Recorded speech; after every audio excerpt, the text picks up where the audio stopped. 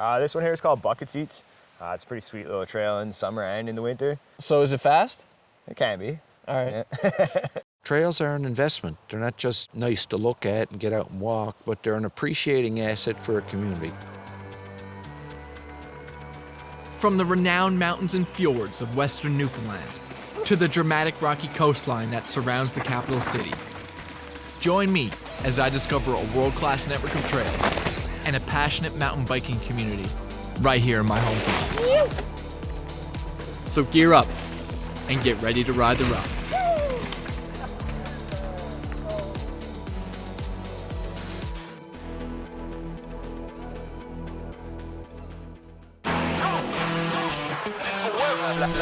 Making sure that you know why, because this is forever. And there will be no surrender. After a lengthy off-season, it feels great to be back on two wheels. Today I'm giving fat biking a try for the first time, so I'm joined in Pippy Park by a friend of mine who's no stranger to the icy trails, Josh Kreiger. Josh is going to show me the ropes of winter biking before I meet up with my dad for a ride later this afternoon. Judging by the size of these tires, I don't expect we'll be going too quick down the trail.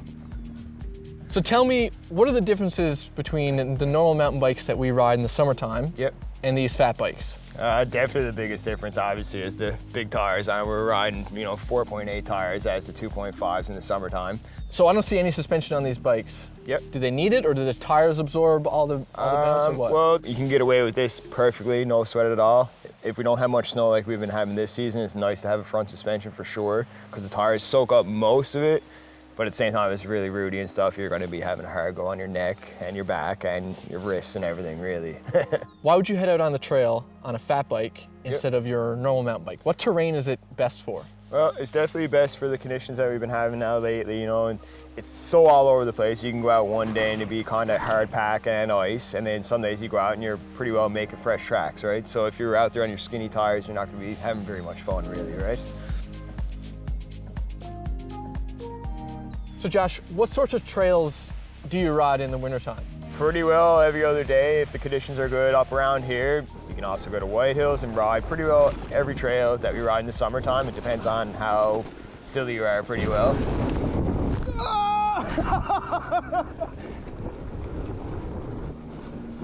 And you can also take these bikes on longer trails that you normally couldn't do in the summertime. That's right, yeah. One of the better ones I've done so far, we went out to the Spout. I was lucky enough to do it 2 years in a row. You actually ride through all barrens, cross a couple of ponds. When you get out to the end there, you do a wicked downhill section. It's a pretty well like 2 or 3 minutes of just straight down.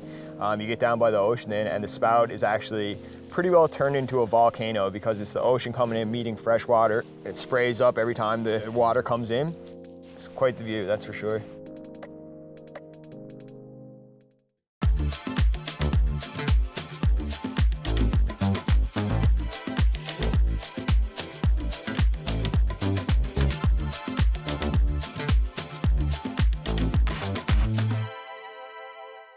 So the trail we're gonna ride here now, what trail is this? This one here is called Bucket Seats. It's a pretty sweet little trail in summer and in the winter, but it's nice to have a bit of down, that's for sure, on the bikes. So is it fast? It can be. All right, let's give it a go. All right, let's go.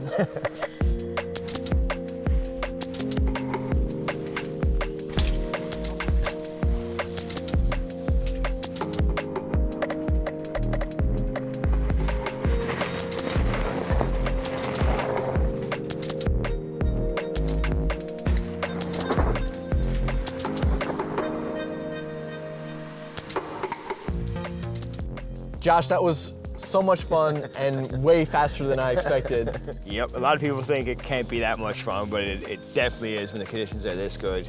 You can really go as fast as you possibly want, really. And with these tires, you're just ripping along the top of the snow. Yep, snow, even if there's a bit of ice, as long as you got a bit of studs on, you can actually fly, especially when it's like this, because it's actually like pretty well a racetrack.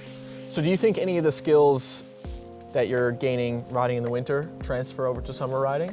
Probably the fast cornering up on the snowy and icy conditions, because you're pretty well going into corners. The bike is slipping around, so if you conquer holding on for dear life going around the corners and surviving coming out of the corner, you're gonna have no sweat in the summertime because you don't have any risk of slipping out really. And you were biking all winter long if you were lucky enough, so then you got your cardio still going. So Josh, out of anyone that rides up in White Hills, I'll probably catch you up there the most. You're always up on the trails every evening, rain or shine, but you don't discriminate on anyone's skill level, and you're always down to go for a lap no matter who it is. So for me, when I first started out, I couldn't really keep up with anyone, but you still came up for a lap and taught me a few things, so I really appreciate that. There's not much point in discriminating against anyone really when it comes to any type of sport, but anytime I meet someone up there, if they're by themselves, even with a group of people, if I'm riding, I might as well just hang out with someone, show them what they could do, teach them a couple things if I can, and show them that they can do whatever they want really on a bike, as long as they work hard for it. All right, Josh, well, it's been a wonderful morning out on the trails. My first time fat biking, chasing down the trails was a lot of fun. Yeah. And I look forward to riding with you again in the summer. No sweat, brother. We'll see you there, I'm sure.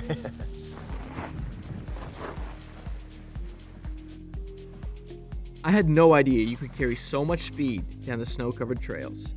After a couple laps with Josh, I met with my father at the entrance to Three Pond Barrens, located on the south side of Pippy Park. He spent his career planning and designing parks and trail networks, and even had a hand in the creation of this very park we're riding in. Given his experience, he has insights into the benefits associated with parks and trails that people might not initially consider. All right, Dad, so it's a beautiful day here in Pippy Park. Your first time on a fat bike. What do you think of the ride? Well, it scared the life out of me when I saw that sucker. It was so big. But when I got on it, gee, I couldn't believe how easy it was to pedal, and it's like you're floating over the snow.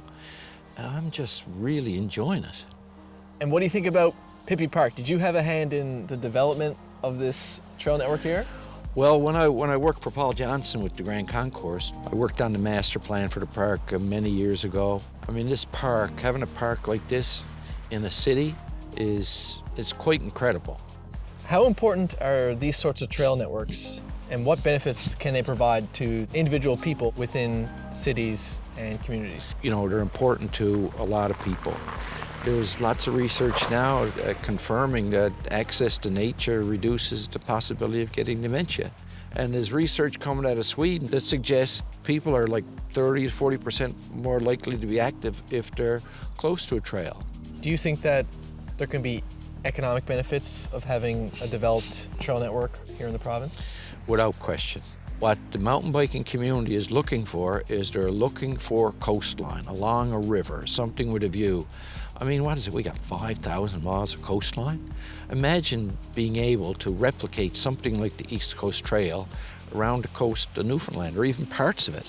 I mean, it's quite incredible. You can attract people that are amateurs, like I'd include myself in that, Liam, but people that, come here and they want to bike 3 hours in the morning, 3 hours in the afternoon, and then they want to experience the culture. Trails are an investment. They're not just nice to look at and get out and walk, but they're an appreciating asset for a community. So great for tourism, and it's great for physical and mental well-being of our residents. I convinced you to get a new gravel bike last summer, you and Mom both. How have you liked reigniting your passion for cycling? It's been wonderful. We're blessed that we live next to the rail bed, and Karina and I, we just love it. They're great machines. They can go pretty fast too, but you got to be careful.